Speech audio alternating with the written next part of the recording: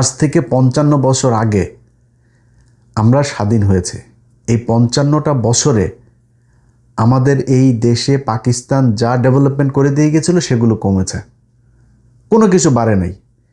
এক ঢাকা মেডিকেল ছাড়া বাংলাদেশের যত মেডিকেল আছে সব পাকিস্তানের তৈরি। আপনি সার্চ দেন, পিজি হাসপাতাল লেখেন, আপনি এই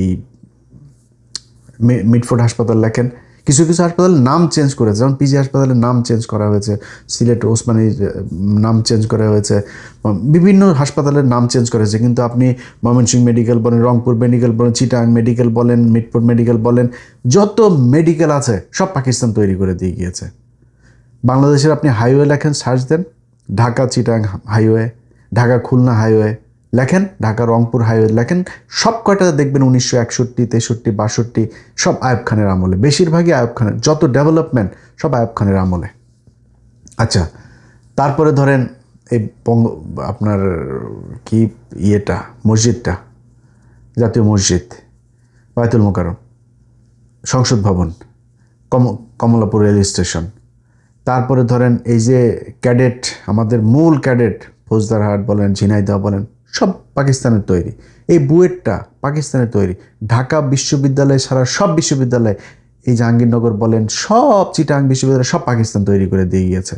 মিল কলকারখানা আদমজি থেকে শুরু করে নিউজ প্রিন্ট, তারপরে চন্দ্রকোনা, যত কাপ্তাই জলবিদ্যুৎ, এই যে এখন একটা মাত্র আমাদের তেল শোধানাগার, এই তেল শোধানাগারটা তোদের বাপ পাকিস্তান করে দিয়ে গিয়েছে। পাকিস্তান যা করে দিয়ে গেছে, টাকশাল, মেশিন টুলস, এই যে ফ্যাক্টরি গাজীপুরে, সব এদের করা, পাকিস্তানের করা। আমরা তো ভালো ছিলাম। যুদ্ধ হয়ে ওই পাকিস্তানেরও ক্ষতি হয়েছে, আমার ভাইদের, আমাদেরও ক্ষতি হয়েছে। ধরেন আমরা যদি কিছু বলি না, কিছু বললেই তো তখন আবার আমাদের বলে আমরা নাকি খালি রাজাকার হয়ে গেছে, আমরা পাকিস্তানের পক্ষে কথা বলি। তো কিছু কিছু জিনিস আছে, যেমন যখন 9-10-এ পড়তাম, টেবিলের সামনে ফিজিক্স, কেমিস্ট্রি, হায়ার ম্যাথের এরকম অনেকগুলো সূত্র ছিল। এই সূত্রগুলো আমার টেবিলের সামনে টানানো ছিল, মানে যেগুলো সারাক্ষণই লাগতো। এরকম অনেক সূত্র আছে, হঠাৎ করে অঙ্ক করছে একটা, তো আবার দেখতে হইলো। তো এরকম কিছু জিনিস আছে যেটা সারা জীবন আপনার খুব দরকার হয়। এরকম একটা সংজ্ঞা আপনাদেরকে আমি এখন শোনাবো। এই সংজ্ঞাটা আগেও শোনাইছি, আজকেও শোনাচ্ছি, সামনেও বিভিন্ন জায়গায় মনে করাই দিব। ধরেন রাজাকার বলে না ওরা, হ্যাঁ, তো এগুলো সুন্দর করে ইন্ডিয়ার পক্ষে কথাবার্তা বলে। তো এখন দুই দিক থেকে আপনি বাইচে যাবেন এই সংজ্ঞা যদি ওদেরকে শোনাই দেন।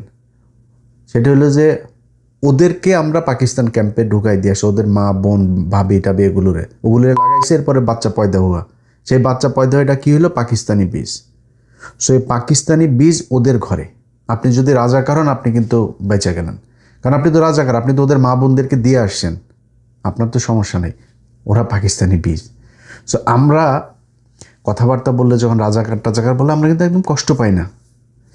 যদি সিরিয়াসলি আপনি ডিবেট করতে চান, তাহলে পূর্ব পাকিস্তান পশ্চিম পাকিস্তান এক হয়ে যাওয়া উচিত। এই দুই দেশ আলাদা থাকার কোনো দরকার নেই, কারণ এই দুই দেশ আলাদা হয়ে দুই দেশেরই ক্ষতি হয়েছে। আমরা আজ থেকে মানে কথার কথা রাগ করে বলছি না, কিন্তু দেশে কথা বলেছে, এটার জন্য তার বিচার হওয়া উচিত। এখন সেই বিচারের জন্য আপনি দায় দিবেন, মানে এই দায়িত্ব কারে দিবেন? মাল তো যেগুলি বসছে সব ইন্ডিয়ান মাল বসায় দিয়েছে তারেক রহমান। এখন এদের কাছে আপনি কি বিচার চাবেন? এদের কাছে বলেও তো লাভ নেই। তো যারা জুলাইতে আন্দোলন করেছেন, যারা গেল 15 বছর জীবন দিয়েছেন, যারা এই দেশকে ভারতের যে আগ্রাসন, সেই আগ্রাসন থেকে মুক্ত রাখতে চান, তাদের কাছে বিচার দিলাম যে এই ব্যক্তি যে বক্তব্য দিয়েছে, এই বক্তব্যের জন্য তার কি হওয়া উচিত। আপনারা যারা আছেন তারা এটা নিয়ে কি বলবেন, তা আপনাদের কি বক্তব্য সেটা আপনারা বলে দিন। এখন আমি আমারটা বলি আপনাদের। এই রাজাকার যখন বলবে তখন একটা জায়গায় কিন্তু আছে, মানে আপনি নিরাপদে থাকবেন।